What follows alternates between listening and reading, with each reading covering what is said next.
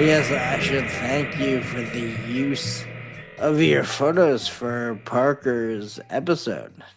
Yeah, totally. No, I'm like truly, Wes. I'm so stoked when you reached out to ask if I could come on the show. I mean, we were just talking about it a little bit, but I think that what you're doing with this and kind of bringing to light all these different subcultures and interesting people is really important. And yeah, just also entertaining just to hear about all these people's backstories and stuff. But yeah, no worries. I'm stoked that you got to use the photos for Parker's episode. That was a really awesome episode to listen to, just obviously being close with him for over 10 years and still working on stuff. It's just really good to listen to. Yeah, you have a whole ecosystem of really interesting people doing really interesting stuff with a sport that I don't know too much about, but I gotta say that's kind of my favorite thing. Like all these subcultures that I get a little glimpse into, these are the ones that I end up gonna becoming obsessed with from so far outside the sport that I don't know any of the technical stuff. I won't ever actually do it myself or try to do it, but I really like how you guys have just blessed me with the chance to like ask a couple things about certain things, and then I know a bit more about something that I'm clearly never gonna be like fully a part of, but it's so awesome. And he was great. I learned a lot. I think there were more photos than I could have even used, actually. I think Parker sent over a ton.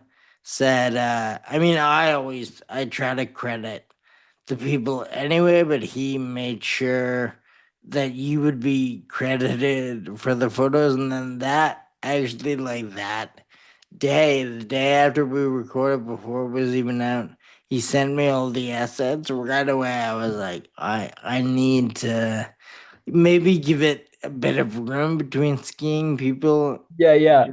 so it's not like an overload to me and people who aren't fully exposed to it. But this is someone who I need to try to get to come on here, because even just by like seeing the photos first time, I could already think of like questions I want to ask. And then it's amazing to have a local person doing like creative stuff that aligns well with this. I know obviously it started locally, and then I got very lucky and it kind of it's branched out a bit. But I also like I love it here.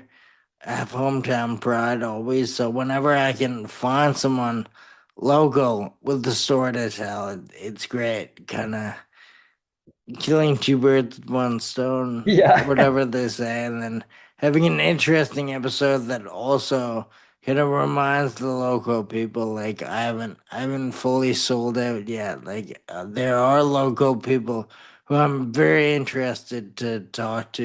It's just it's less and less just because there's so many people to talk to. Yeah, for sure. I'm not necessarily for like creatives and stuff too, but I just over the last couple of years, just in Edmonton and kind of getting to meet more people, there's a lot of really talented individuals in the city, and I think a lot of that gets slept on. But when the opportunity arises to show that off a little bit, I think it's really important that the people who can do. And so I really appreciate you having me on here, man.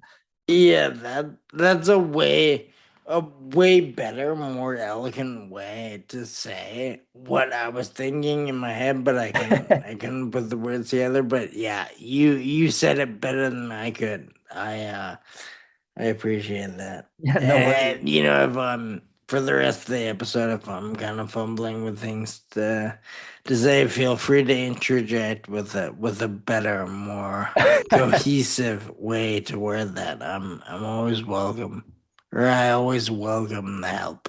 No worries. No, I appreciate it. So I appreciate it. We were talking just before we actually hit record, and I wonder, we were talking a bit about people taking a chance and trying to do something creative, even though it might not be like the most secure thing to do. And everyone, especially as we all get older, money matters a bit more. Like you need it for certain things. When did you decide to take the chance, I guess, on your photos? When did you think, like, okay, these are something, or this is something that could be somewhat of a career or a path that I could go down?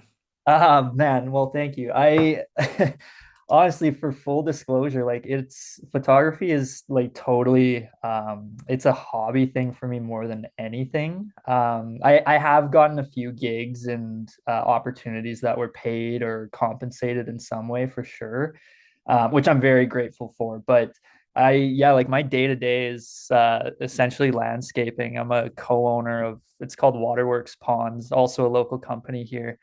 But yeah, so like I think because we were talking too about just taking that chance with like being creative and stuff is I think a huge part of it that's worked in my favor is that I've never had to like rely on photography as like a source of income or stability. So I'm able to keep it like honestly really fun and strictly like a passion thing, at least at this point. But yeah, that's kind of where I don't know, maybe 3-ish years ago, I started to delve a little bit more into photography and like, dedicate more time and kind of researching it.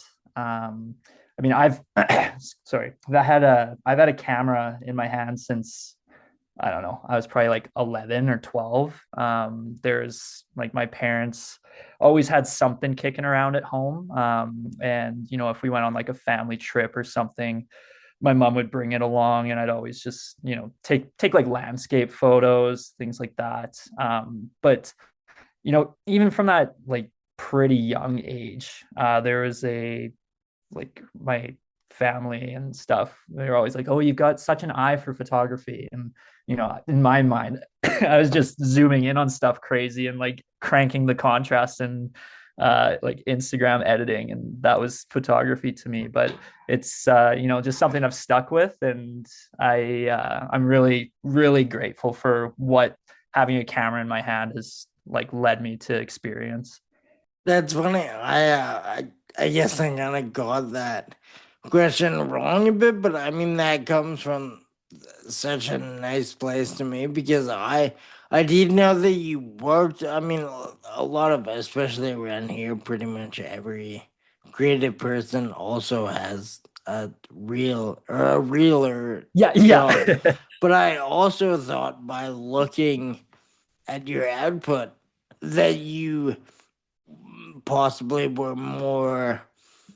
I'm trying to think, maybe like more monetized, I guess, or that you were like being paid more for the jobs. I didn't realize that it wasn't as or a full-time thing at all. I thought maybe you had kind of two full-time jobs or whatever. Because Yeah, you're fair. like, I mean, I will uh, definitely say that your output is that of someone who does it a lot more professionally.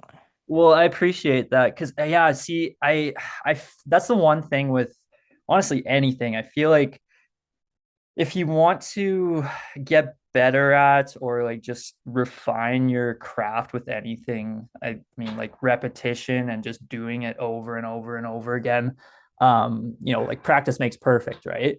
And I think that I try and stress that with photography. I don't overdo it for sure. Like there'll be days or weeks on end where I don't pick up the camera once, but I try to like even if it's just going for a walk with my wife Rebecca, like after work or something, I'll usually have the camera in hand and like we'll just take a walk, and there might be some birds flying around or the light might be nice, and I'll just have the camera at least. But yeah, I don't know. And then I'm also a big thing, I have a few buddies that If they're listening, Noah and Austin, they'll get this. They have so many incredible photos and they don't share like hardly any of them, and we always give each other a hard time about it. So I try to post, somewhat regularly just to like remove the backlog of the hard drive essentially. But no, I really appreciate that though, Wes. I'm glad that that's the impression I'm giving.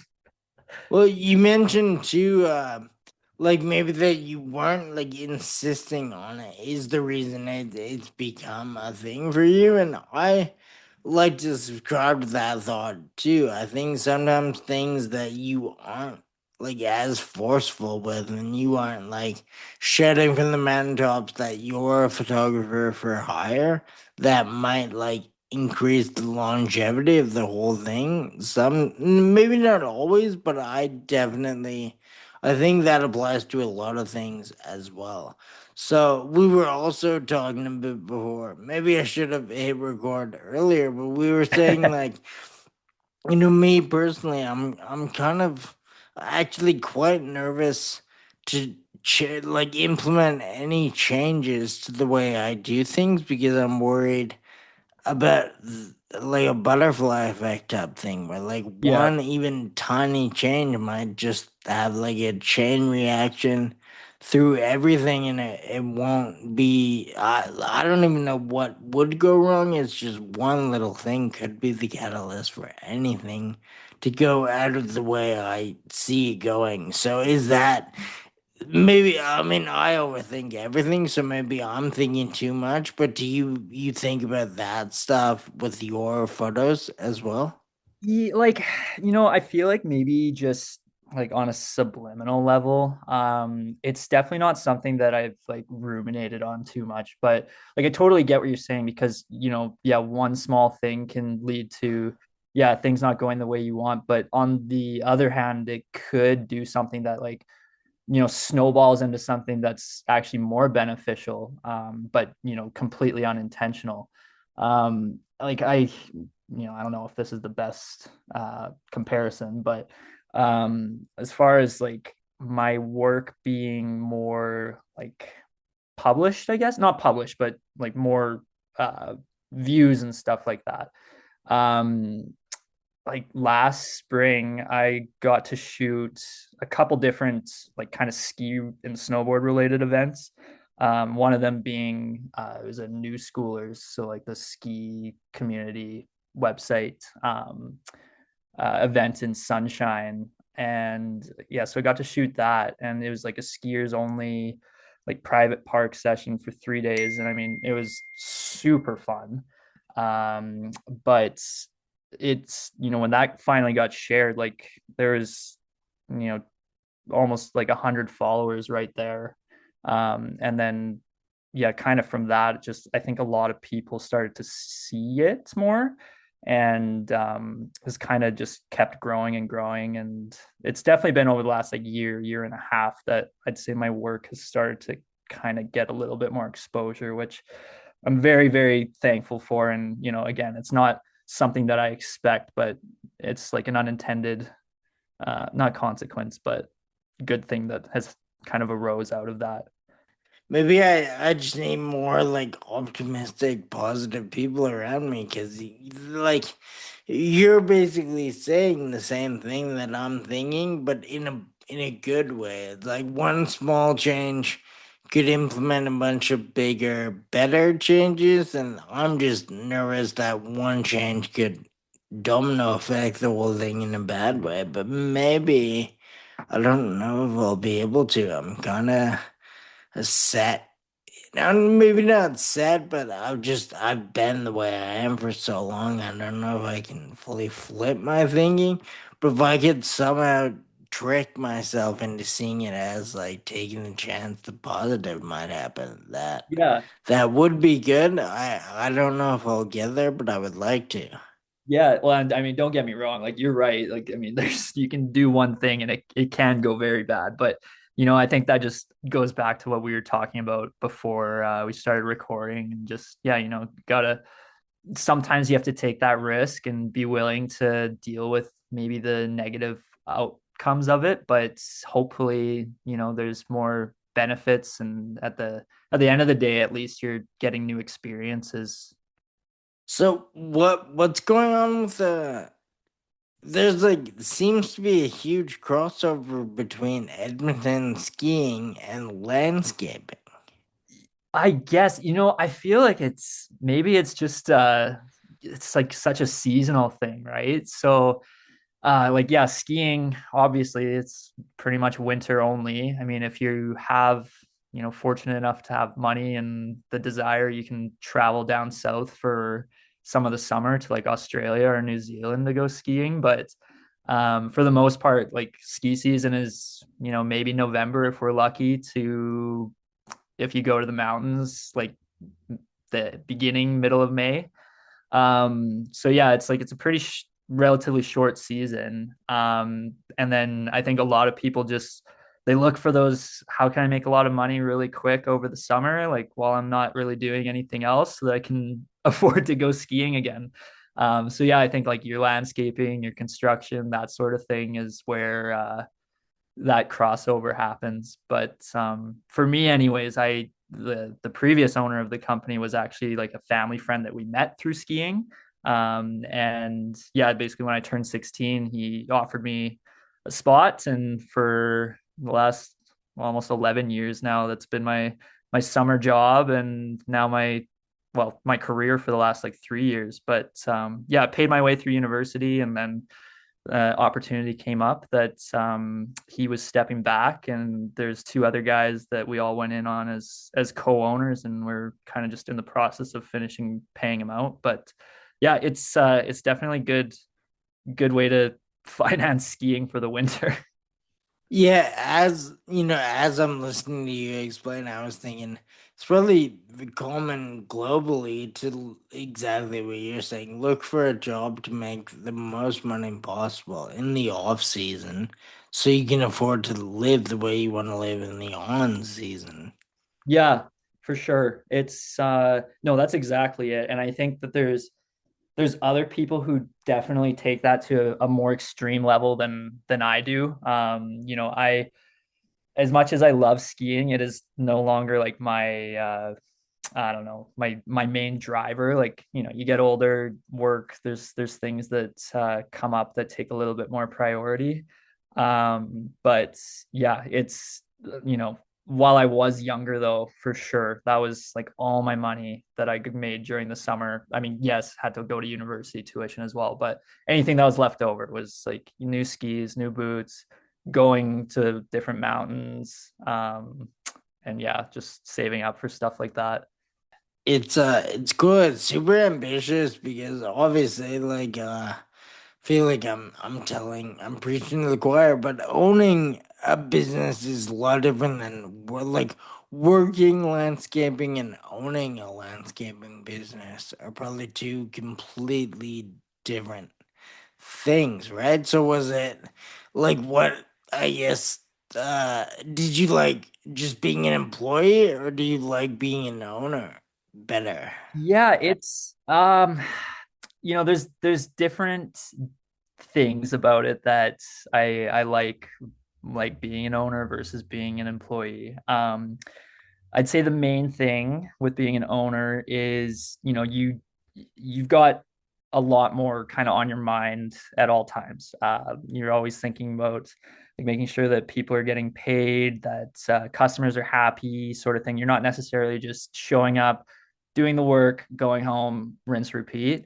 Um, but that being said, our company is super like it's a very small, like close group, and I'm very lucky to be in that spot with them, where really like the stresses of, I'd say, like a normal owner in maybe the same field, they're not as prevalent. And I'm still out in the field like quite a bit, kind of both for necessity and also because I prefer to be out building with my hands and stuff like that and being outside. But yeah, it's also nice that, at the end of the day, if I'm not happy with how something's going, I've got more say that way. And, if I feel like I want to be done work a little earlier one day, I'm answering to myself, which is there's a lot more freedom in that sense too. So it's a unique position for sure, and I'm sure that you kind of have that idea too with like the studio and stuff, and owning operating that. Yeah, kind of, except for the studio was essentially not a real business, and that's kind of why it was fun when it was fun, and then it was not very non-fun when it wasn't fun. Yeah. I like, is it you and your other co-owners, or do you have staff as well? I don't want to ask too much and ask all the secrets. I'm just curious, like, if you're a boss, like, do you have to hire people and like be in charge of them as well? Yeah, so there's three owners. There's so two other co-owners, including me, and then like our staff is usually only about 4 or 5 people extra. Like we're usually only about 8-ish people for the whole team. And yeah, we do, yeah. Like there's definitely days that are, yeah, I'm a boss, I guess, but I try not to think of it that way. Like as long as they're showing the kind of like respect that just in general a superior should have, as in like if I ask them to do something, they're not talking back or making a big deal out of it.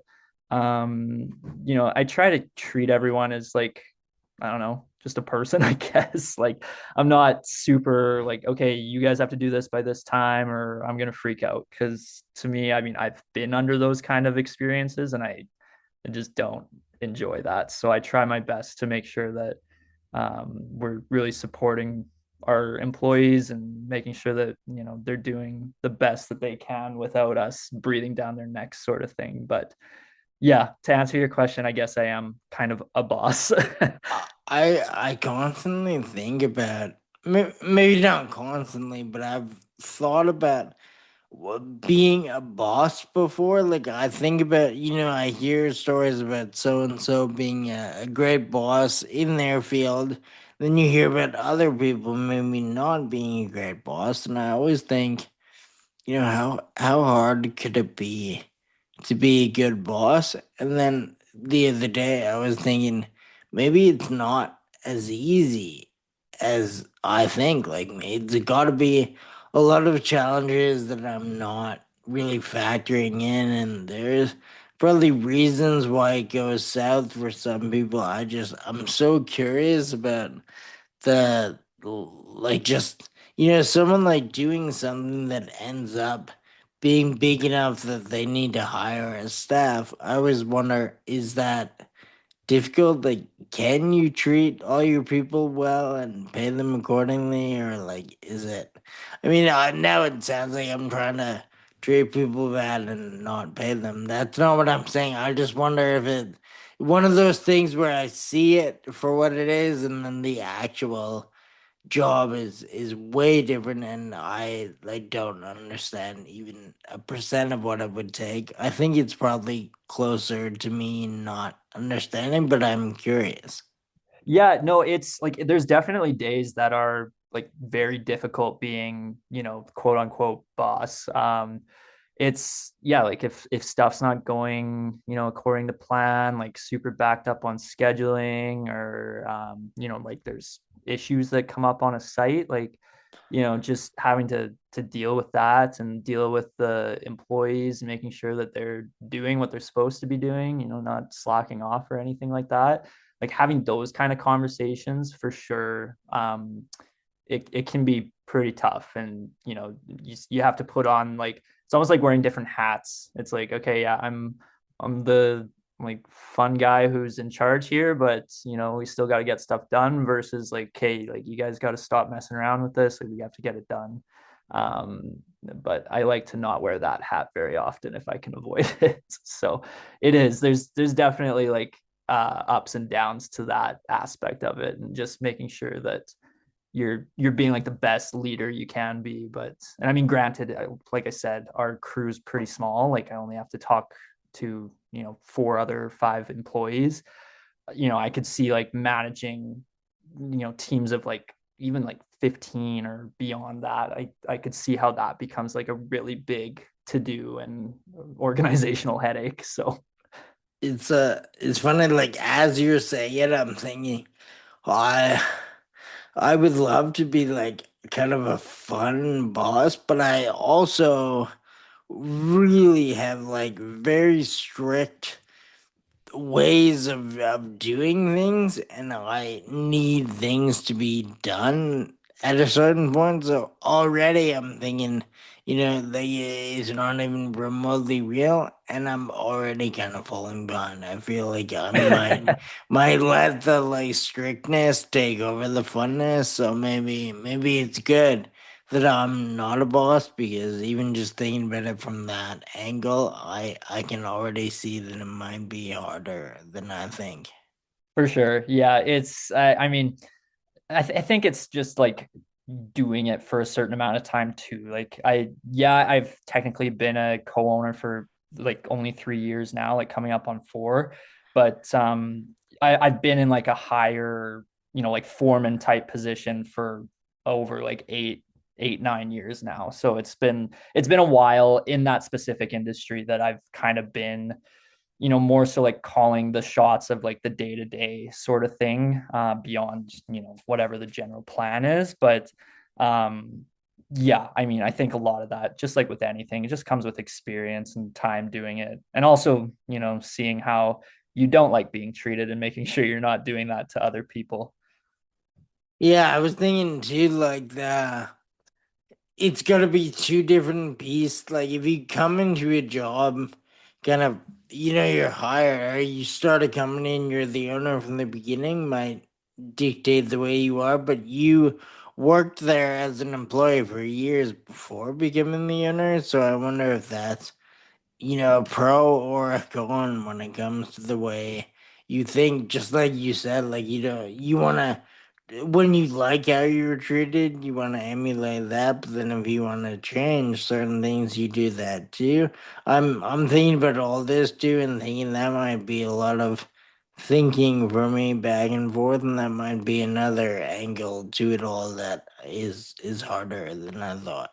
So basically, I think I'm wrong, and I think it would be a lot harder to be a boss than I've thought in the past. Totally. Yeah, no, and I honestly, as with anything, just having that kind of firsthand experience, you appreciate where there are other good bosses that you might meet or have or whatever, and then you recognize the ones that aren't so good, and yeah, you really, I don't know, try and distance yourself from those kinds of people. Yeah, I had some really good teachers when I was in school, sort of the same but different, and I didn't realize at the time that they were like really good teachers. So unless they're listening right now, I've never told them. Yes, it is also good to kind of acknowledge bosses in your past and either let them know or at least make a mental note in case you end up being a boss in the future. Here's some stuff you can take out of their playbook. Exactly. Yeah, no, exactly. Okay, now that I was curious about that, but now I'm gonna pivot if you don't mind. No, Before please. Yeah, all good. All good. you mentioned you had a camera in hand since you were pretty young, and you said your parents always had one laying around. Does that mean they kind of influenced the whole photo thing? Like, were they photographers either by profession or a hobbyist? Like when you were growing up, how did they show you photography when you were 11? Yeah, like truly, they weren't and like aren't. My parents both, they just kind of, for both, I have a younger sister as well who has also like dabbled a bit with photography, but yeah, just kind of, I think the main gist of that first camera was like, okay, if we go on a trip, like my mom will take pictures of, just your classic like family vacation photos sort of thing.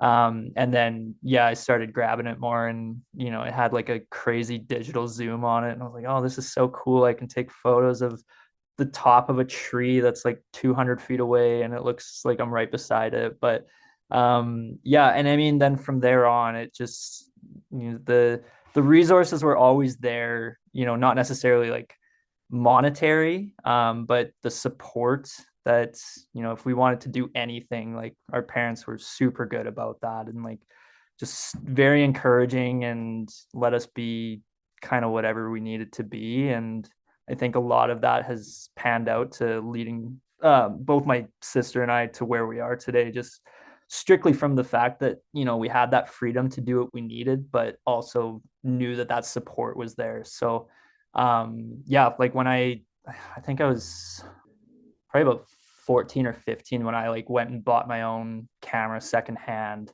And there was a Canon, I think it was a T3. And honestly, at that point, my main focus was like making videos for skiing and like spending time on the ski hill with our friends and just making little edits. So I had that for a season, and then I got like the next level up was the T3i, and I remember I got that and I was so hyped because it could shoot 720p at like 60 frames a second. I was like, this will be sick because I can put it into slow motion and everything will look good. And yeah, I just started to like kind of build out a camera gear soiree, I guess.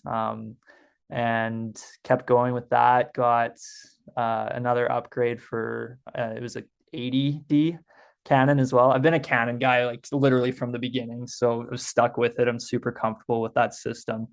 But yeah, I started filming a little bit more on that, and that was like 1080p, so it was already better. And then I remember one season, this is probably when I was like, I don't know, maybe like 17, 18, where Parker started getting more into video and like editing. And I was like, okay, yeah, like you do this because I hated editing video. I love filming it because there's still like the composition and different angles that you can play around with like cinematography. But yeah, as far as like the post-production stuff of video went, I really did not care for it. And so when he offered to do like kind of start making our like groups edits and stuff like that, he had like just a little handy cam, I think, at the time.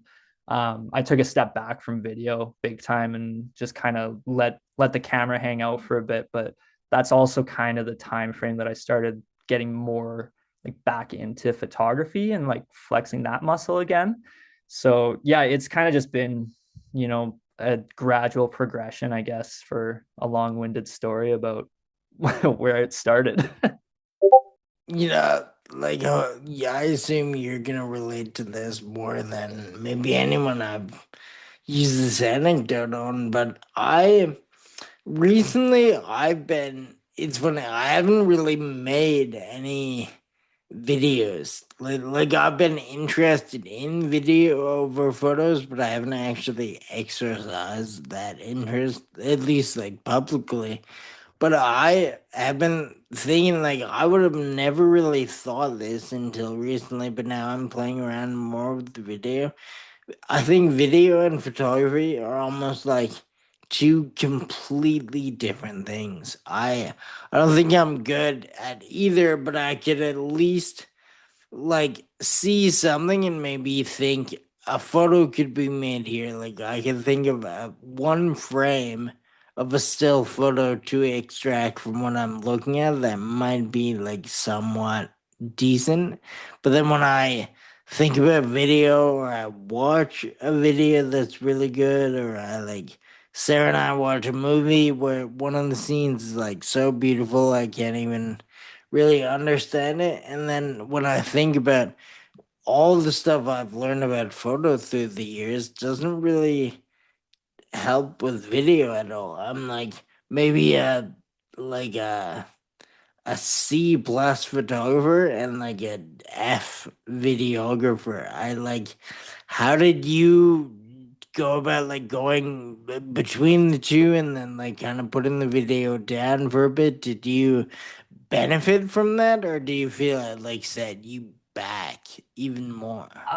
No, for sure. I honestly like just to clarify, like the videos I was making were very, I would say like very basic. It was like get your settings right, so that like exposure looked good. Try not to be super shaky while filming like another skier, and that like just put it together, and that was pretty much it. So I like as far as the video and like creativity went for me, like never really got super into it. But I completely agree with you. I think photography and video are two completely separate beasts. There's some overlap, of course, like understanding basic exposure and like how different like shutter speeds will impact both photo and video. But yeah, like beyond like maybe just a basic composition, like I think they're completely different as well. And yeah, just taking that step back from video. And I mean, again, to be fair, I wasn't like super invested in the video at that point. Like it had only been a few seasons of like ski edits and things like that. And like I was still practicing photography like alongside the video, and again mostly just like landscapes, pictures of like our dog or anything like that. But yeah, and then taking that step back from video, I think just I was like, well, I still have this camera. I still want to do something with it, and I like photos. Um, but then I started just to kind of practice a bit more with it, and yeah, started shooting our friends skiing on just as stills, and I was like, oh, this is cool. Like you don't have to necessarily do the most insane trick to still get like a really cool product, whereas with video, like quite often you're doing something just for a clip. And yeah, like if the trick's not perfect or you didn't go as big as you wanted or you didn't land as like bolts as you want, I mean, it's like skating too, right? It's like very same similar mentality to that, and snowboarding as well. So it's nice with a photo, like you can kind of, you don't necessarily have to do a crazy trick to make a good photo in that environment anyways. Were you were like did photo come long before skiing for you, or were you skiing from a young age too? Yeah, no, I honestly, I have to like really credit like a lot of the stuff in my life to skiing. My dad grew up a ski racer, like nothing crazy professional or anything, but like that's what he did. And when I was either like 3 or 4 years old, and he took me out to Rabbit Hill to go skiing for the first time. And my younger sister, Rory, who I mentioned earlier, she literally cannot let me do anything without her trying it too. So she was like two, 2 years old, and she made sure she got on skis that day too. So we've been skiing, yeah, since like a very young age. And then yeah, like just a lot of the practice with the camera came along with skiing because I was so comfortable in that environment, and I knew kind of how different tricks looked and like how my friends skied, and I could kind of put myself in, I would say, like angles that other photographers who maybe are just looking at it from the outside in wouldn't put themselves in. Like, for example, my good buddy John, he like I would stand at the bottom or like bottom third of a rail and like basically over top of the rail.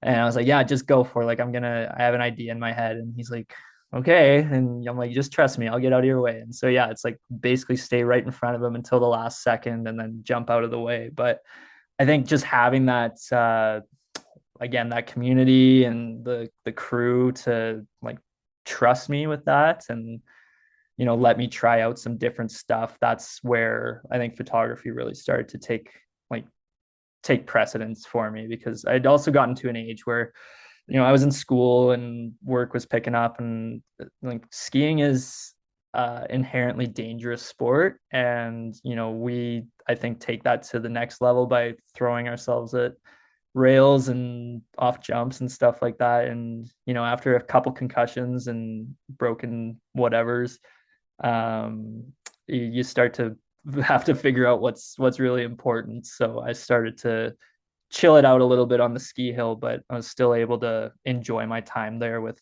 a camera in hand. I was actually gonna ask, like, if you're taking photos of all of your friends, who is documenting you? So yeah, if anyone is taking a photo of me, 9 times out of 10, it is John, the homie I just mentioned. he's been like, I mean, he's also gotten really into video. He's got a very similar camera to what Parker's got. And so like they're typically the ones who are like filming if they're not actually in any of like the street clips. And yeah, I'll basically get the camera like all kind of set up, and settings are all good, and I'll hand it off to him, and he's got a really good eye for kind of um yeah, like basically capturing what I would want to capture. So that's the running joke in our crew is he's the photographer's photographer. That's I do that too. It's funny. I don't know if I'm a control freak. Not that you are, but I do that too. Like if I want to be in, I guess it's more rare that I would be in a photo. But if I something feels like I need to be in this photo, I'll ask my girlfriend to take it. But I same thing. Like I do all the settings, even like she's like so smart and adaptive, but she like if I take all of my photos at a certain angle, she like has learned to kind of emulate that Yeah. angle, and it's almost like I don't know, it's probably a bit too controlling, and maybe this is a bit generous, but it's like styling. Even because I know a lot of people are stylists, like photo stylists, but they don't actually click the shutter button, but they dictate how the photo looks. Oh, for sure. Yeah. Yeah, no, I totally agree with that though. And yeah, I think that's one thing that I've always kind of like admired about the art of photography is it's like you could have like say 10 different photographers in one like specific scene, and like unless that camera is on a tripod with the exact same settings and everyone just goes up and takes their turn to take that picture, like everyone will take a different photo just based on how they're perceiving that environment. And I mean I think that goes for everything. So yeah, it's like you start to see like some photographers truly do get like their style. And I think that when they really hone in on that and make it something unique, that's what inspires me the most. But no, as far as like people taking photos of me, yeah, John does a good job of kind of capturing the same idea that I try to go for a lot of it. And I don't know if that's just his natural ability too, or if he just without me knowing is constantly studying all the photos I've taken of him, but who knows? That's funny. Yeah, I was looking through your page before this, and there weren't that many photos of you at all. So I was wondering. I know that they usually how it goes. I do have a lot of friends who are really talented photographers, and you wouldn't even really know what they look like based on their accounts. So I guess a lot of photo people shoot friends but not themselves. I just wondered, you're doing all this work documenting all your friends, and I wonder if someone was documenting you at any point. Yeah, totally. It's yeah, and honestly, they're kind of funny about it too. It's I'll pull out the camera, we'll be skiing and stuff, and I'll be taking photos. And it was the last set, like the most recent set on my Instagram of like there's a couple photos of me skiing. Like John took those, and yeah, that night he was like, "Okay, like go put your skis on. I'm taking photos of you." I'm like, "Oh no, it's okay. Like I'm good with I'm good with just taking photos tonight." He's like, "No, you haven't gotten any all season. Like, let me just go take some photos of you." I'm like, okay. So a little bit of bullying goes a long way too. Yeah, no, shout out him. That good. Like even, I mean, some people like not you at all, but there are people who maybe have more photos of themselves coming from a bit of a like vain point of view. That isn't my favorite approach, but I do think everyone, especially someone who's a photographer or a videographer, they should have some photos or videos of themselves somewhere in the world, just like to have them exist. So I'm glad even if you're not like posting a lot of them, it's good, John. It's kind of reminding you and making sure those things exist in some way. Totally. No, well, and yeah, and I mean like it's especially with skiing, like it's still cool to get some photos of me doing some tricks because while I chill it out a lot more, I still throw a little bit here and there. So it's nice to have that documented once in a while.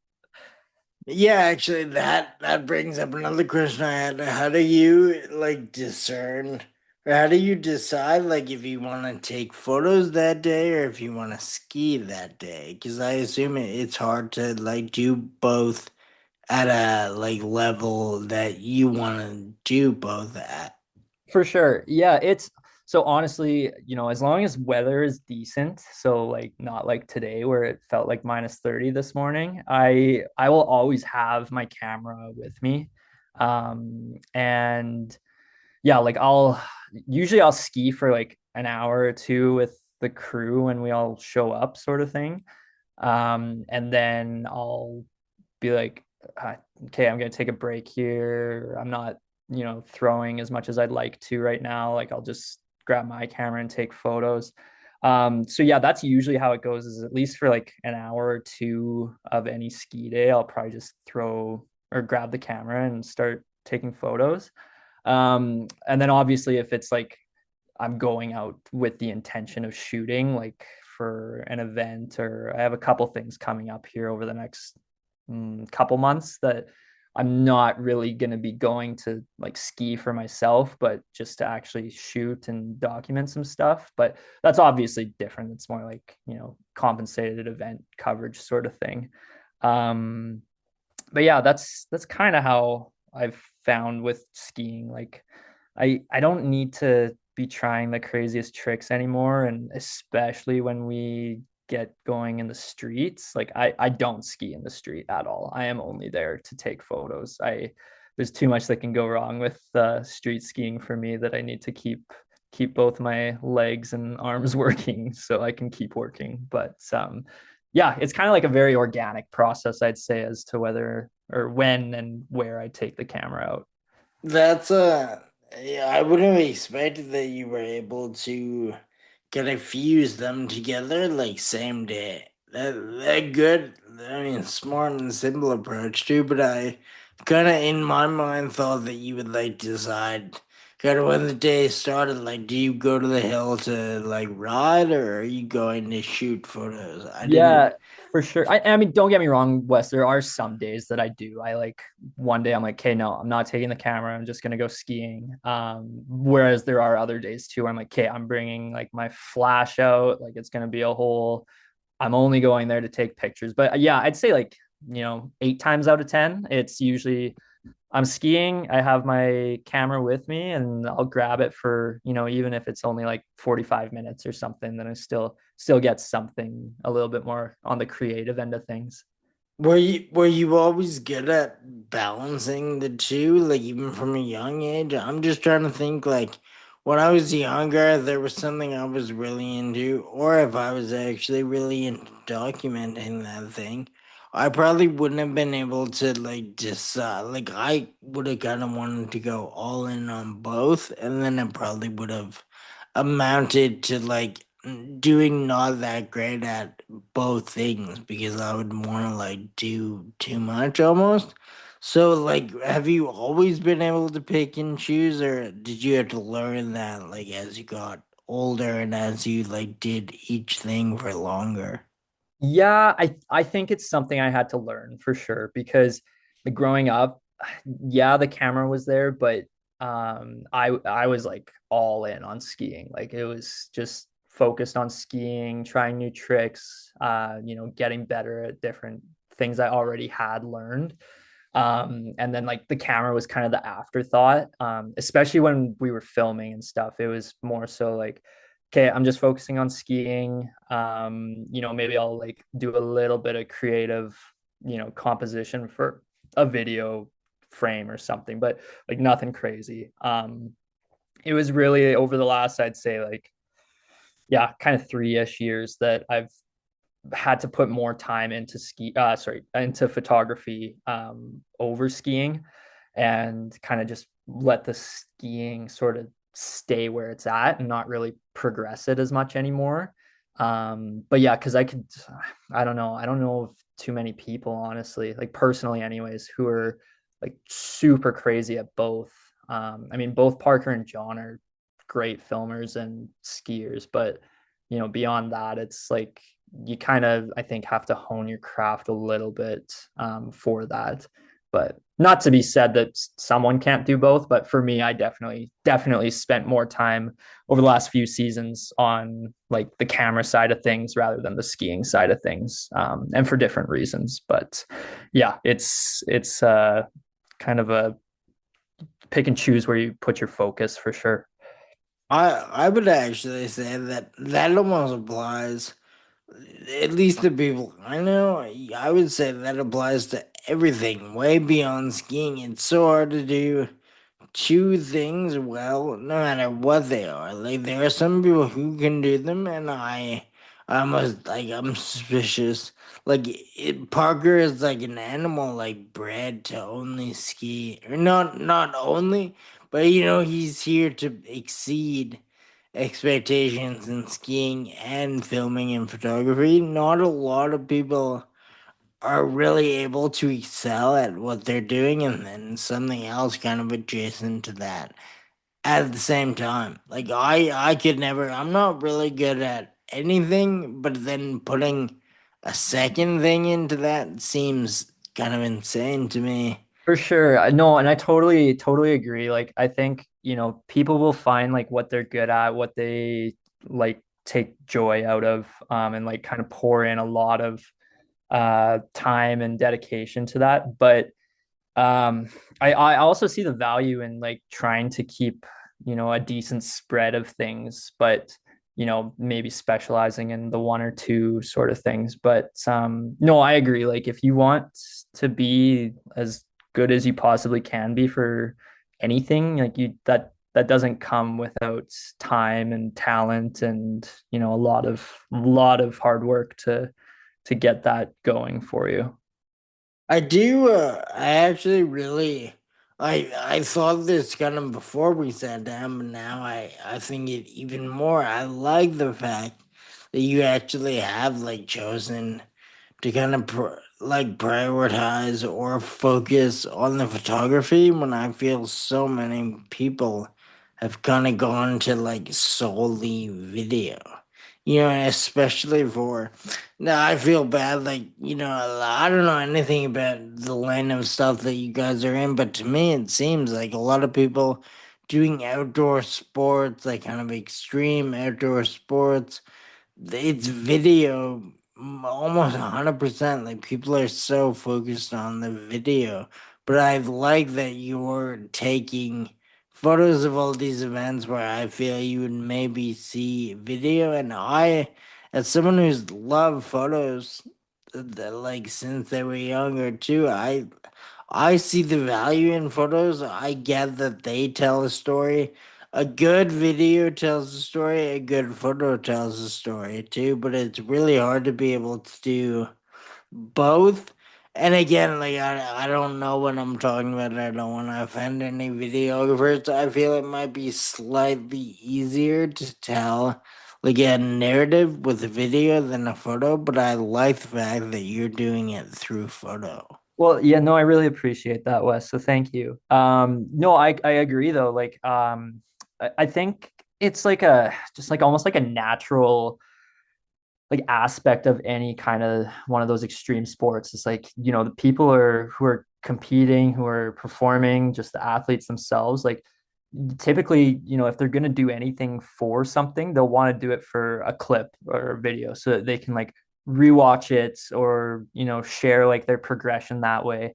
And like rightfully so. But I agree. I think that like not to say that it's easier because like we were saying there's so much to video, but really like with the video you're trying to okay, get your settings dialed, whatever, any like part of the cinematography side of things, but then beyond that you're really just like focused on okay, making sure that the like athletes in frame and you film it the way you want it to and you do it until the person gets their trick, and then after that it's done. And yeah, like you said, it's, on a video, it's a little bit easier for sure to tell like a narrative story. You can kind of put it together in a certain sequence that supports that. But yeah, with a photo, it's you're trying to like capture an entire like moment, or like that little single piece of time, and like make it accessible to other people who might not be in the sport, but then really make it so that people who are in the sport can appreciate that.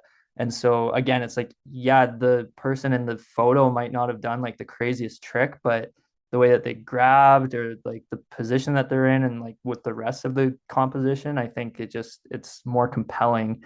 And then another big thing for me too is like video is sick, and you can watch it, however many times you want to, but a lot of the time I feel like people only watch a video maybe once or twice, maybe three times if they're really stoked on it. But like with a photo, that can be printed, it can be put in books. I mean, it like inevitably just ends up on Instagram and gets shared, whatever. But like I really really appreciate, and it's kind of been a thing for me the last little bit of like going more like the tangible route and having like photo in hand, books in hand, and like gaining inspiration from that. So I think there's a strength to photography that way as well. Oh yeah, I totally forgot to ask about how's the journey of going on Instagram last. We were talking a bit about that off here. I mean, everyone I think is in the same boat, but a lot of people maybe aren't actually like doing anything about it. But it seems like you're actively trying to be on it. Last, is that like good for your photos, or are you looking at less photos so you're inspired less? Like, what's the? Yeah, I don't know. So it's kind of interesting. Like, yeah, so for the last like 3 weeks ish, just about a month, I've been off of Instagram on my phone. Like, I'll still go on it and check it out on my computer, like maybe once or twice a day. But basically, just to really avoid getting out of the like doom scroll, like reels loop. Like you get one, and it's like you're just on it for the next hour, and yeah, it's just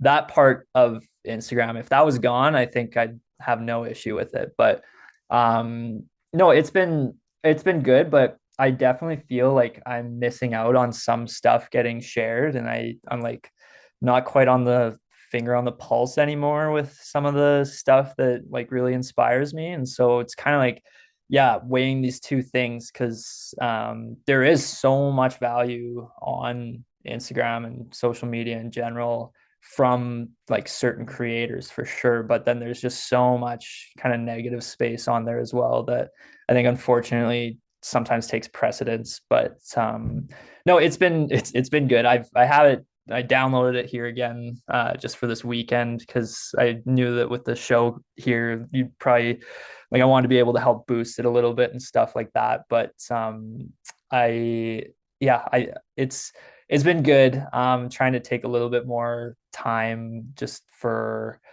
exploring more tangible like books and stuff again. But definitely feel like I've missed out on a few frames and things like that from some of the photographers that I follow, especially with the Olympics on right now too. Oh yeah, yes. It's hard. Like I also have been trying to think a lot about the way I spend time on those apps, like on my phone. But with the Olympics happening for me, it's impossible not to like kind of watch it through my phone in a way, and like just see what everyone's talking about, see what the athletes are saying, and it's like a total catch 22 because I feel like right now is the most I'm trying to think about better ways to like use that all, but then it's also the worst time because the Olympics and I feel everyone like every year Valentine's Day gets more online. Every year there's just more of everything on the internet. So even though the Olympics have been around forever and this maybe definitely isn't like the greatest year for the Olympics, I feel it's the most coverage and the most Olympics being online, so it's impossible to avoid. I kind of gave up. Like I didn't even try to impose any rules. Like when it's over, I'll go back to focusing on less of my phone, but right now it's impossible.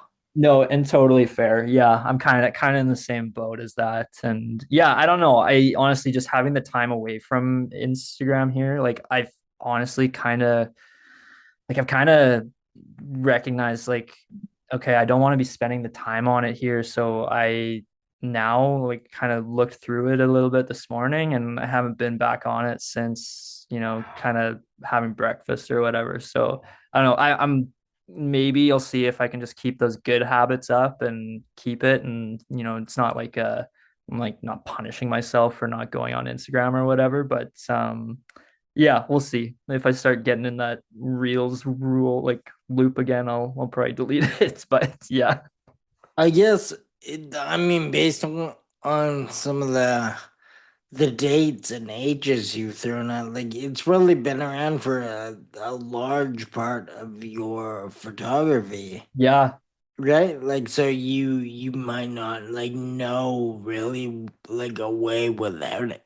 no, truly. Honestly, like yeah, I mean that's like really the only space I've ever shared photos. Maybe a little bit on like Facebook and stuff when I was younger and still used it, but yeah, Instagram like right from the beginning it was like, oh, these filters are sick. I'll just take a picture of I don't know, a sunflower and throw this crazy like contrasty look on it and boom, Instagram.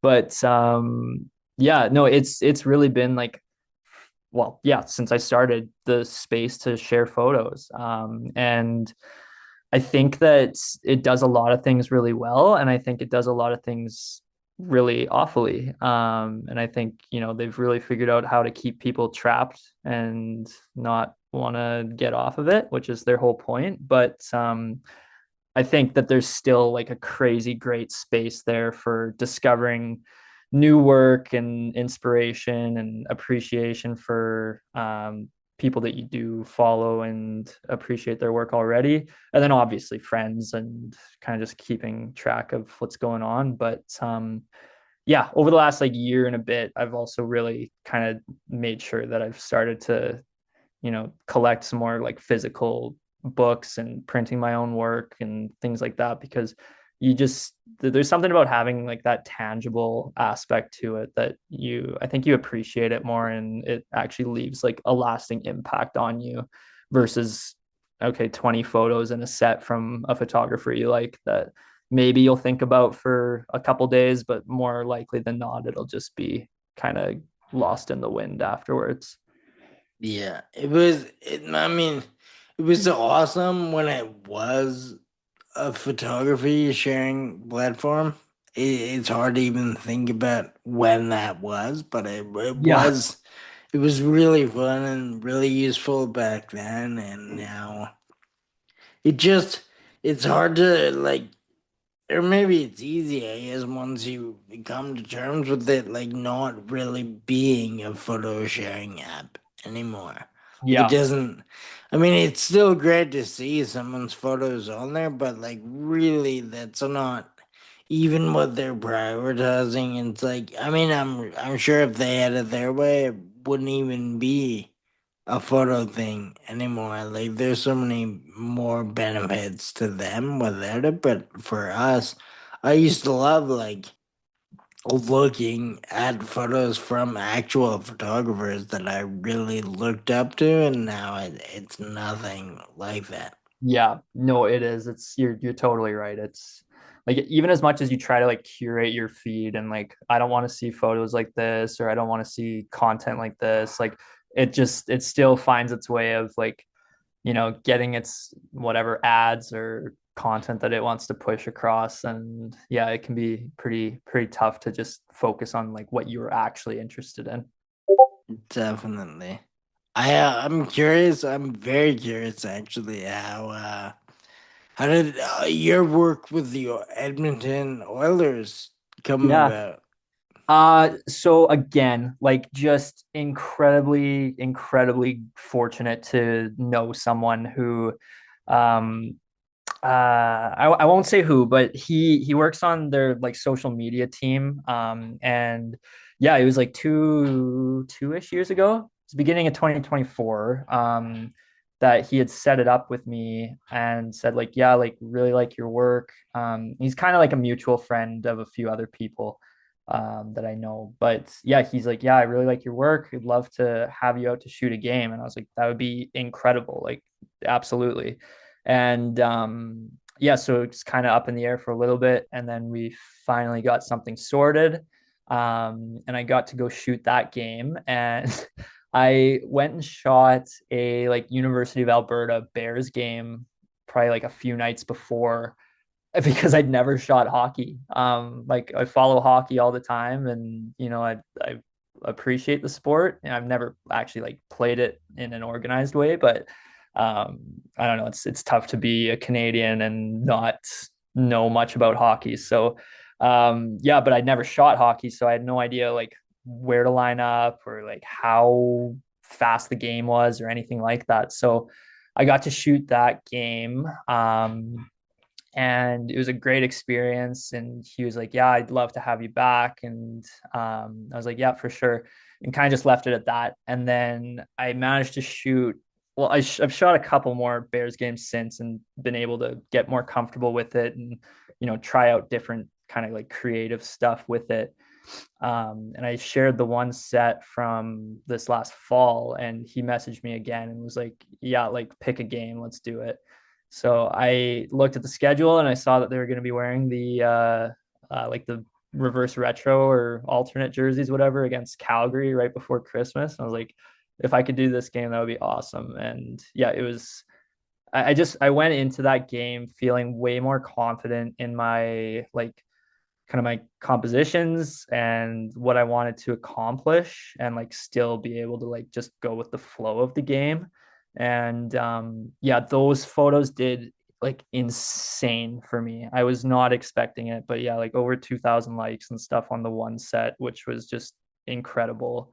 And yeah, I've got like through that, I've got to meet like Paul Swanson. He's one of the head Oilers and like NHL photographers here, and then Carly Watson as well. I've gotten to meet a few of these really incredible and like just awesome down to earth photographers here in the space. They're like, just all so supportive, and it's a really cool opportunity. So, not sure if I get to do it again, but I fingers crossed because it's super fun. Yeah, I was looking at that set like right before we hopped on here, and the numbers were great. Like the vanity metrics, I guess, all the legs and stuff were quite high. I was very impressed by that, and I mean the photos in general. Also, I like to ask people it's like a kind of a boring question, I guess. But did you learn stuff when you had to adapt and like figure out shooting hockey? Did you take any of that to your like skiing or even just like lifestyle photos and then vice versa? I always like to know if people pick things up from like kind of random geeks that they can apply to their like everyday photography. I honestly, yes, I would just say it's the other way around. I think I take like to me, skiing is my number one like outlook on life, if that makes sense, like the perspective. And I think I just applied that to everything. So like when I was lining up like yeah, like hockey photos and stuff, I'm not looking at it as like, okay, like how can I best capture this play or like this shot, whatever. I'm more so thinking of like what is like where can I be to make like the player look like the most, I know it's a goofy term for it, but like stylish. Like you look at that one set with McDavid as the cover, and that to me is just like it shows like his hustle, his like how he's constantly like going for it. But like he also has like just this natural like flair to his skating and hockey playing, I guess.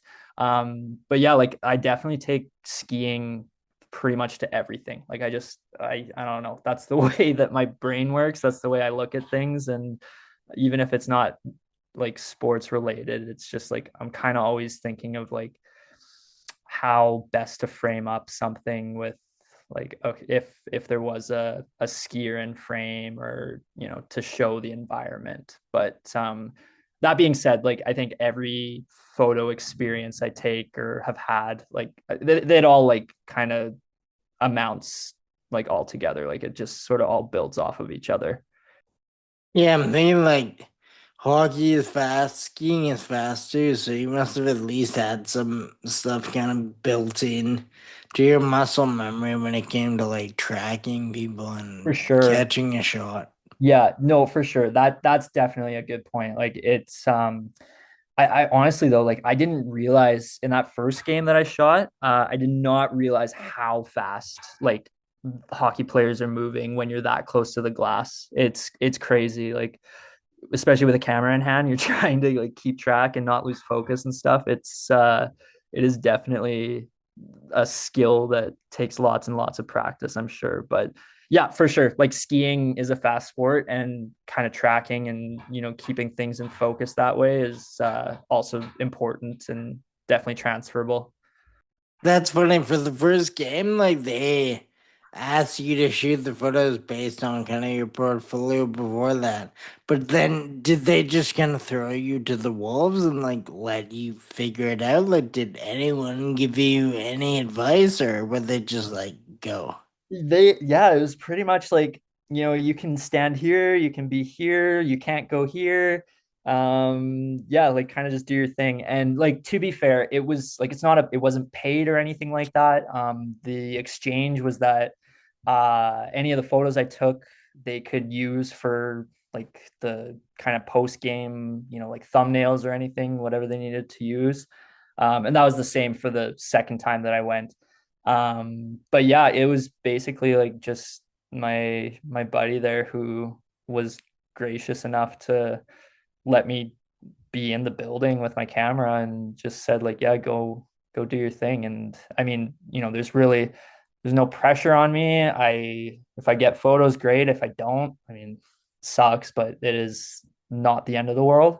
And like I recognize that I'm probably one of very few people who have gotten to do that at that kind of level. So I'm very fortunate to have been able to do that. But yeah, I mean, it basically just said, yeah, go do your thing, which is awesome. That's funny. I love the idea of that, but then also kind of having no direction, I kind of go like wild sometimes. So I don't know how I would do in a situation where it's just like you and a camera, go here, don't go here, and we'll see after the game. I would like to think that would work out for me, but might be like the boss thing. I'm thinking about it one way and it might go totally opposite. Yeah, yeah. Yeah, I don't know. I mean, again, I think it comes down to like my friend who's there like is very like supportive and reassuring like yeah, like the stuff you're taking is awesome, like don't worry about it. You're just do your thing. And I think I don't want this to sound facetious or anything like that, but I think having that kind of like outsider looking in perspective gives like a lot of really valuable photos. Someone who doesn't do that as their day job, and isn't like constantly in that world just brings like a fresh set of eyes. And I think that's really um, like progressive for just kind of photography and sports photography in general. The one exception I'd say is Paul. Paul is killing it on literally everything he does, but yeah, he's insane at it. So Yeah, he's very good at what he does, and he's very good at like selling, like not monetary selling, but he's good at like promoting himself in a not aggressive way. Like, he's just perfect at exactly what he is. yeah, no, and he just truly lets his work for speak for himself. And I mean, it's it's not hard because it's incredible work. And yeah, he is just a great, like, down to earth person who, I'm lucky to say that I've maybe start be able to call him a friend here now. So it's really, really awesome that way too. Yeah, Sarah and I ran into him at a jazz show last week. Dude, yeah, okay, that's hilarious. I had coffee with him the like that morning because yeah, he and Carly and I got together for coffee, and we were like, oh, okay, well, like, what's everyone doing? And he's like, yeah, we're going to this jazz show. Like, him and Danny were going, and I'm like, oh, that sounds cool. So that's hilarious. Yeah, no, it was very awesome. That was my first time being at that club either, but it was very cool. I've seen the jazz club for years. Like it's right there on the very main street. Never gone inside. Now, hopefully, many more opportunities to go back later in life. It was cool. It was nice to see Paul as always. Sick. No, I definitely need to check something like that out. I haven't been to enough live music, jazz kind of stuff in my life, so need to do that more. That actually kind of segues into, I mean, something I wanted to ask you before I let you get back to your day. But when you're not skiing or making images of skiing or any of the other stuff we've talked about, what do you do with your life? Like, do you listen to music, watch movies? Like, what? Yeah, it's I don't know. I try to keep things like pretty like literally as we're talking, our two cats are fighting at my feet. So like we're hanging out with the cats.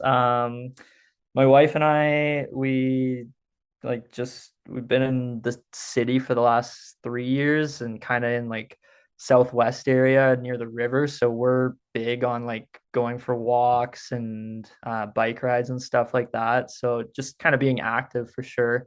And then I'm huge into books. Like I'm reading pretty much every day. Used to be really, really big into movies, but just kind of I've lost the ability to have, 2 to 3 hours of my time dedicated to watching a movie every other day or whatever. And Rebecca and I honestly have very different tastes in movies. So that compromise is usually interesting. But no, that's kind of it. It's nothing crazy. Try and travel whenever funds and time allows for it. Like to see as much of the world as I can. I've been lucky enough to go to Europe a couple of times now with Rebecca and once with my family, and kind of just jumping down to like the States and Mexico every once in a while too. But yeah, definitely trying to like see as much of the world as we can, and yeah, otherwise kind of take it easy. Nothing super crazy, but yeah, skiing, photography, that takes up a lot of the time, especially in the winter. But um yeah, once summer rolls around and obviously with work that's super busy, but try and just go and enjoy being outside as much as possible. Has reading always been a thing for you, or is that more recently with like less time from movies? No, reading, like, again with my parents, they like truly, I think from the very beginning they were super set on like our kids are going to be like reading early sort of thing. So like my mom would read to my sister and I when we were younger. My dad, actually, there's one of these like kids books that we've got. There's like a funny home videotape of him reading it to us like as we're toddlers and stuff. It's super adorable. But yeah, like my mom got me reading the first Harry Potter book when I was in grade 1. So I was like 6 years old, maybe 7. And yeah, I read the first Harry Potter book then, and then basically, yeah, since then, like obviously there's like ebbs and flows with it. But I'd say, over the last few years, I've been pretty consistent on reading, um, if not every day, at least every other day or something like that. And even if it's only like a chapter or two at a time, but just a little bit before bed, or honestly, like if we go on a trip, that's the one thing that Rebecca and I do share a love for is reading. And if we go on a trip, like, we're super content to just like post up on a beach and fry our skin and read a book. So go swimming, and that's about it. So yeah, lots of reading, and yeah, kind of from the beginning, it's been that way. You mentioned before that if you were doing something, your sister followed closely behind. So were you guys reading stuff together when you were young? Man, that's a good point. You caught me out in a lie here now because she does not read that much. No, that's a good point because yeah, she like not to say that she doesn't read at all, but it's definitely not anywhere near as what I read. She was actually really big into like drawing and sketching, like as her sort of pastime. So that was her like creative outlet, I guess, beyond photography. I'd say her creative outlet is drawing. Like she's done some really cool sketches and stuff like that. So we've got a few things framed up in the house. But yeah, she was not that big a reader. So good catch. I used to read a lot when I was very young, and then I almost stopped like entirely, like books at least. And now we were talking a bit about the book club. I'm trying to bring it back, but it's one of those things where it's like it's so hard Yeah.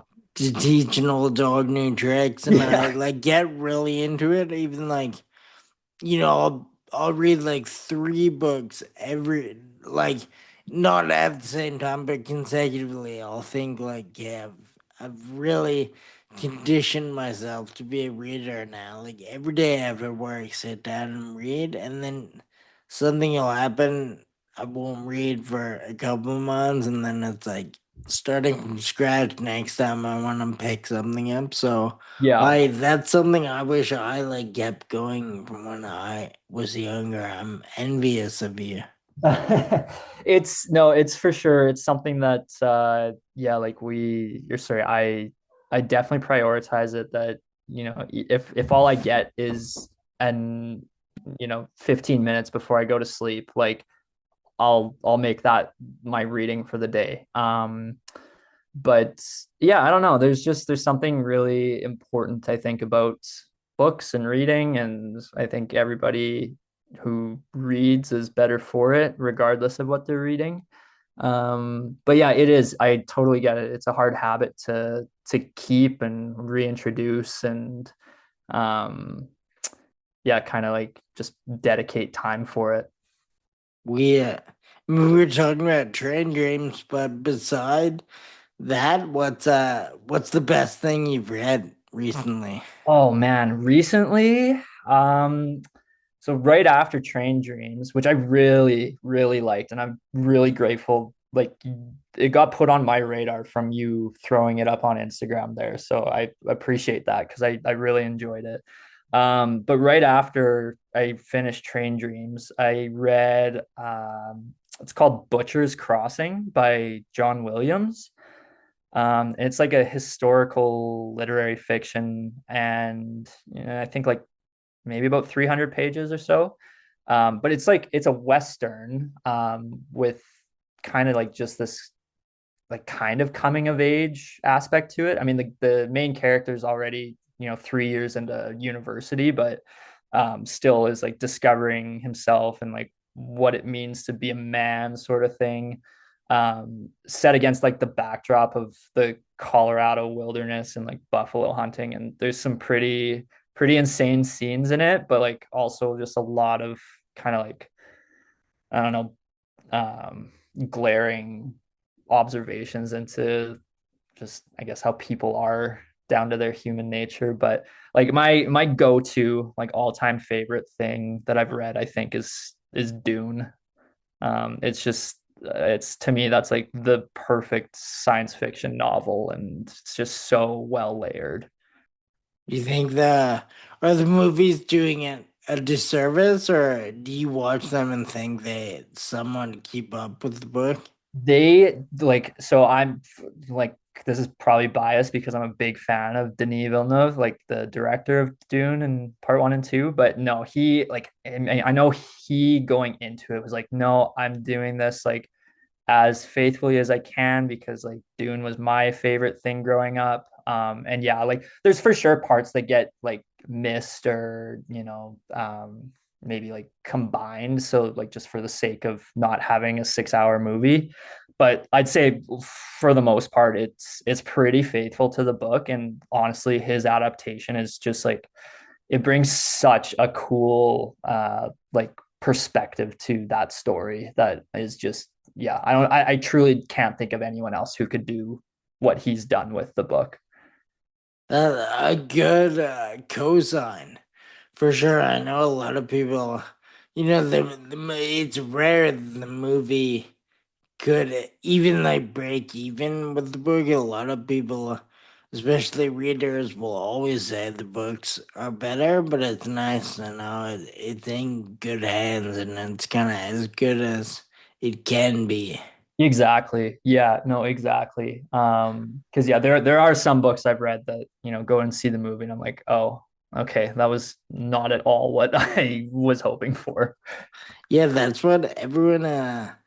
I mean, the book club is so random, and it was a good idea. And then I didn't know where we were gonna host it, like if it would be Discord or a Substack chat, which are both kind of new things to me. But there's a bit of flip flopping on the delivery of it, so it's kind of disorganized. But I think moving forward, the book club for the next book and the next book, I think will be better, and I think I might have to hit you up for recommendations. Maybe if you can advise me on one of the feature books, that would be agreeable because I think I barely know anything about books. I just had an old guest on here almost a year ago tell me about Train Dreams. I bought it immediately, like right after the episode, and then I hadn't even opened it until recently, and now I was like, I mean, I have it. It should be this one, but in between him telling me and now, it like became way more popular in a movie that is an Aussier gnome. So I like the hype behind it, but I'm also like kind of iffy about it being too mainstream for the club. Also, everyone's already seen the movie, and There. I really like the movie. Sounds incredible. Everyone is talking about it, and I can't. I don't want to watch it until we're all done the book and we've all talked about the book because I guess technically it's book club, not movie club, and Yeah. not every book will have an Oscar nominated movie. This one just kind of worked out in an interesting way. But yeah, in the future, I want the whole thing to be a bit more cohesive, and I will hit you up for a recommendation for book 2 or 5, whatever in the future. If you could advise, that would be awesome. And I'll look into Butcher's Crossing for sure. It honestly it sounds familiar. Maybe it's just kind of a familiar name, but I think I've heard other people recommend that as Yeah, well. there's this one guy that I follow on Instagram. His name's Nick Perry. His Instagram's like books are sick. And I think he recommended it because he's a really big fan of John Williams' couple other books. And yeah, same thing. Like he's kind of over the last, I think like 2 years, just kind of gotten back into reading as well, and has kind of really embraced that brand sort of thing. So yeah, a lot of the recommendations that he gives out, I end up checking out, and haven't been disappointed by any of his stuff yet. But no, I'd be happy to try and recommend some stuff. It's a lot of science fiction and fantasy, but I have a little bit of like that literary historical fiction as well that sometimes is nice to read as a palate cleanser after reading thousands of fantasy pages. I had never heard of that account, but that sounds perfect. Yeah, Good inspiration for someone trying to start a makeshift book club. That sounds cool. yeah, no, he's great. He's got some really great recommendations, and yeah, definitely recognizes that he's not like a, you know professional critic or anything like that. He's just a guy who likes books, and there's no real big bias that way too, which is nice. Yeah, which is, I mean, in my opinion, a much more like a refreshing take Mhm. on that type of stuff. It's nice when someone approaches that with kind of an educated opinion as well, but it's also cool to hear about that from not like really a self-proclaimed expert, just kind of like a fan and someone who wants to like talk about these things, but not with any like authority by any means. Yeah, exactly. I I mean I really enjoyed this. I think I learned a lot about you, which was the point of all of it. I uh I know I actually have some time. I know you do too, but I also don't want to drag this on any longer than it needs to be. I'm sure we can both find things to do with our day, even though we could keep this going. But before we officially hop off, do you want to take a minute to let anyone listening know where they can find you or your work or anything you want to promote right now? The mic is yours. Please go ahead. For sure, appreciate it. Yeah, no, it's basically all my stuff. I just throw it up on Instagram. So it's at Coalcam. It's Coalcam. That's just kind of a play on words more than anything, and how my friends started like referring to me as. And yeah, no, that's as far as photography goes, that's kind of the only space that I put stuff up there. But no, really, really appreciate the talk today, Wes. It's been awesome. Like just really great to get to know you a little bit more as well. And I think we gotta set up a coffee or something like that too, and just chat some more and just pick your brain on a lot of stuff. Yeah, definitely. I was gonna say please keep in touch and yeah, let's definitely schedule something in real life as well. I mean it's great to do these all digitally, but it's nice to actually meet people as well. And since we're in the same city, it's more feasible that we would go for coffee than someone I've talked to from Berlin, let's say. So I think, Yeah, exactly. No, I totally agree. But no, I really, really appreciate you having me on. It's been like seriously, like I said before, like what you're doing with this and giving space to kind of like not necessarily smaller creatives, but in many cases smaller creatives is really inspiring. And I think, the fact that you're able to use your platform to do that is like I really appreciate it. So it's been awesome to just sit and chat photography and other stuff with you. It's been perfect. yeah, I mean, great way to spend my day as well. I appreciate you appreciating, if that makes sense. Yeah, absolutely. Appreciationception or whatever. Yeah. Beyond all this, enjoy the rest of the day and the weekend and the winter. I is that for me, I kind of like that winter is sort of winding down, even though it doesn't feel like it necessarily. But I always wonder, is that the wrong thing to say to someone who does a winter sport? Like this is turning into my best time of the year, but is this kind of the worst time for you?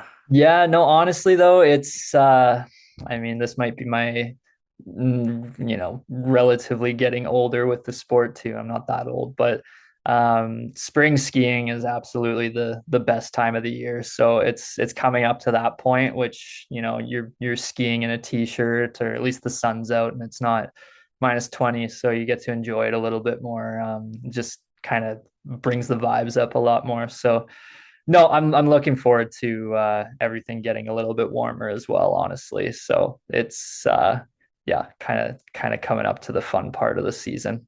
Well, I didn't know that. That's good now. I don't have to feel as bad about entering my good months in your bed. I guess we'll both have a good spring. That's right. Yeah, no, it's yeah, truly There's nothing like spring and sunshine in Banff. There's really no better place. It's a good time.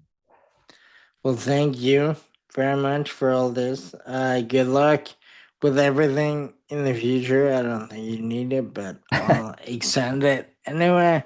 And like I said, please keep in touch. I'll shoot you an email about assets and stuff, but beyond that, got everything I need. Thank you. Oh, thank you again, Wes. Appreciate it. Enjoy the rest of your weekend too. Hopefully, you guys get to stay nice and warm while it's cold out still. Yeah, we'll try for sure. Sounds good. Okay, appreciate it again. Super awesome talking with you. Cool. Peace. So, peace.